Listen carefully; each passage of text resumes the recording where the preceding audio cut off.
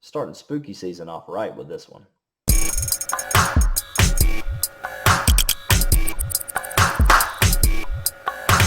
Hereditary. Hereditary is a 2018 film directed by Ari Aster. Most of the cast are relatively unknown, so we won't go into their names a whole lot here, but just rest assured that they do a really good job in this film. This film was recommended to me by a fan of the channel and friend of mine, Brody Miller. Just want to go ahead and say thank you, Brody, because this one was definitely a good one. The first thing I'm going to do is I'm going to start off with the negatives, because frankly, I think this movie did really, really well, and I don't think there are a whole lot of negatives to really talk about here. So I'm going to address a few problems that people might have with the film, but frankly, I didn't really have any, so I'm just kind of fishing here. Number one is the pacing of the film. Now, there are a lot of surprise turns in this film, a lot of things that you won't see coming. I guarantee you won't see some of them coming. There's a lot of things that catch you off guard in this film, which is a good thing for a scary movie. This movie does a really good job keeping your anxiety up. But there are long stretches in this movie that go without a good scare. And some people might watch this movie and think, oh man, I haven't seen anything super scary in a while. And for that reason, it's not as good as it could have been.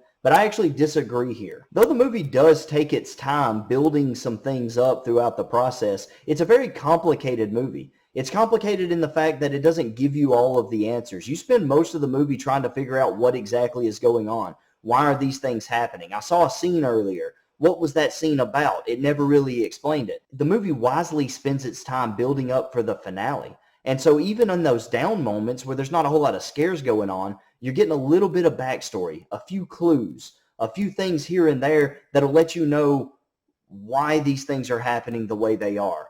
That'll give hints to what is really going on here. And that's huge for this movie because, frankly, you never really told exactly what happens here. Now, you are given enough breadcrumbs along the way to kind of draw your own conclusions, and there is enough here to go on that you can get a solid grasp of what the director and the screenwriter, who actually the screenwriter was the director, but you can really tell what he was going for here. And I think he pulls it off really well. And that brings me to the second issue somebody might have with this movie, and that is that the ending isn't really explained. Now, the ending isn't a cliffhanger by any means, but the things that take place in this movie aren't ever clearly explained. You don't have all the answers for everything that you see. But I think that's okay too. Like I said, it does a really good job feeding you enough information throughout the movie that you can kind of draw your own conclusions. And I think there are enough clues through pictures, through small things that people say. There's one dream sequence, for example, where the mother who sleepwalks a lot has a conversation with her son while she's sleepwalking. And this conversation never really takes place, but you get a brief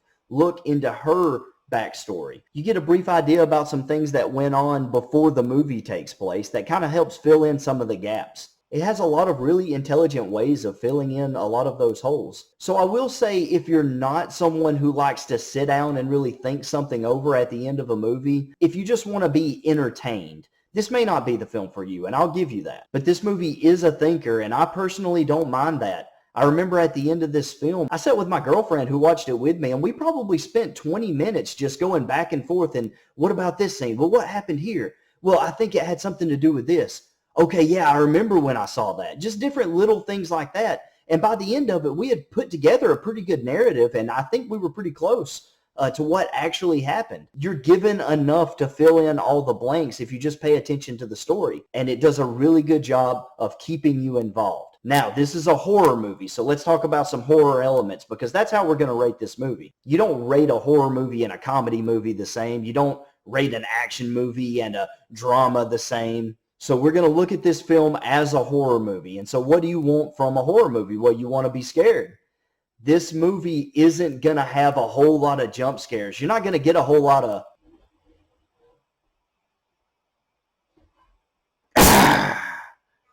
You're not going to get a whole lot of that. This movie does a really good job building anxiety. You're so caught up in the story, you're so taken by surprise by some of the things that happen that you have to be drawn into it, and you have to say, okay, now where is this going now? Because I thought I had a pretty good idea about what was going on here, and then all of a sudden we took a left turn and we're totally off the map. And so you're drawn in, you're trying to pay attention, you're trying to see what happens, and then it'll just give you a little something over here.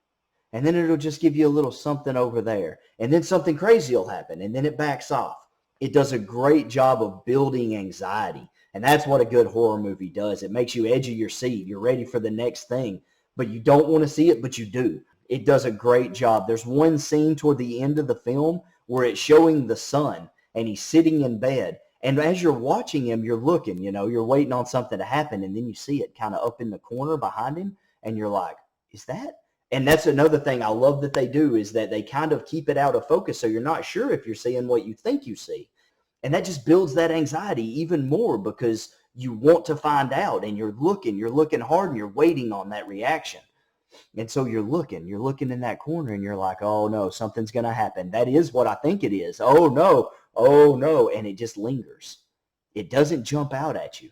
Insidious is a really good horror movie, but Insidious has the jump scare problem. I remember in one scene in particular, the dad in Insidious is sitting at a table, and it cuts to him, and that red-faced demon is just right beside him. And it's a pretty good scare, but also it's so obvious. It's so in your face. Red is so contrast to everything else in the picture. Your eyes are drawn to it immediately. The scare happens and it's over. Then it's the moment's passed. Not in this movie. You see it in the corner, and it just waits. And you keep waiting. You keep waiting on something to happen, and the anxiety builds and builds and builds. But it hangs and it waits. And it never happens. And then it cuts to another angle. You're looking at the sun from another angle, and behind him, you just see whatever it is. And I know what it is. I'm trying not to spoil anything. But you see whatever it is just kind of like do this awkward air run thing behind him. It's such an unnatural, uneasy, unnerving movement. It was just really well executed. The acting is really good. There is a lot of tragedy in this movie. I said out loud multiple times while I was watching this movie, I feel awful for this character. You really do. Some of them have gone through so much. There's one character in particular you feel like kind of brings it on themselves a little bit. You feel like that they're kind of the cause, or at least they're kind of inviting these things to happen a little bit. You understand why they're inviting these things to happen. You understand their motive behind it, which is a good thing. But also you're just kind of like, oh, you're being stupid. Don't do that. But then there are other characters who get caught up in it, who don't really have a hand in anything that's happening. Maybe they made some bad decisions. Maybe they could have done some things a little different, but they're not bad people, and they're not making horrible, stupid decisions all of the time. But they get caught up in this whirlwind. It's just tragic to see some of the things that they go through. I will say, just to give a little bit more emphasis on how much I like this movie, I am not a possession movie fan. I never liked possession movies with the spinning heads and the projectile vomit, and I've always thought that it looks bad on camera. There's not a whole lot of horror to that, to me. In my opinion, it just never struck the right note for me. Maybe it does for you. Maybe it scares you. But there is some possession in this movie. That is part of it.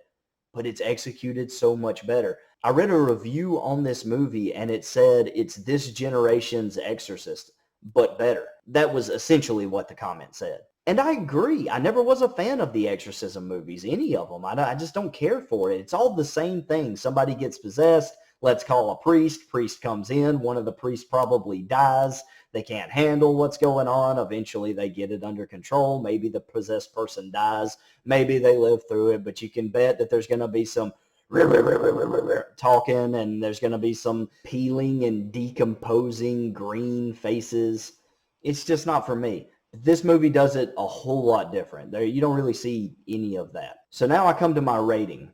And so as a horror movie, things you want to connect with characters, because that means if someone dies, you feel it. Not only are you perhaps frightened by how they died, but also emotionally you feel it. You can't do any better than that for a horror movie. It definitely gets an A+ for that. It definitely builds anxiety, has you on the edge of your seat. There are a few jump scare moments, but they're not done in that just so obvious way that other movies do it, where you're just counting down the seconds jump scare, and it's coming because everything gets still, or, a door kind of creaks behind them. You don't get a whole lot of that here. It's much smarter with how it scares you, and it does a good job. The scares are good. The tension is high. It leaves you asking questions enough that even in the down moments, you're trying to figure out what's going on. For a horror movie, this is getting a 92 out of 100. Okay, have you seen Hereditary? If so, go down in the comments. Let me know what you thought. Did you like it? Did you not like it? If you have a different opinion from me, I would love to hear your thoughts on it. If you enjoyed it, I know some of you did because I've talked to a few of you about the movie. What really caught you off guard in this film? If you did disagree with me, don't get mad. Remember, it's just one man's opinion. Thanks.